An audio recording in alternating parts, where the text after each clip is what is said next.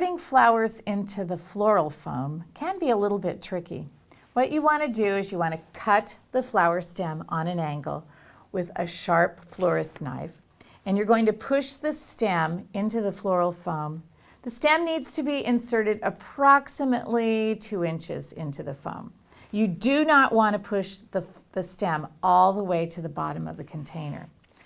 The stem end must always be in exact contact with the foam for the flower to consistently drink water. So let's say by chance we stick this flower stem in a little bit further than we meant to. Don't be tempted to pull the stem up and say, okay, there, that's all right now. Because what we've done, by pulling that stem up, you've created an air pocket in between the end of the flower stem and the foam itself. So this flower that I just pulled up is not going to drink water. It's therefore going to die.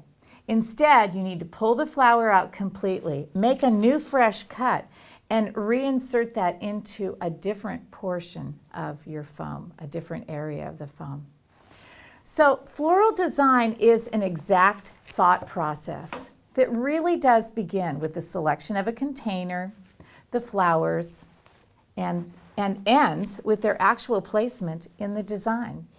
So when you're designing in floral foam, it's a good idea to keep those pre-planned thoughts about the completed look of this design in mind so that we don't create too many holes in our foam.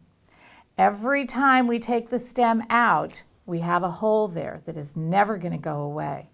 So we need to keep those thoughts in our mind as we find an area and keep our stems going into the foam, always keeping in mind that the stem ends are going to be in contact with the foam. In this way, the floral foam is going to work correctly, the flowers will live and be drinking as much water as they need to just continue staying fresh.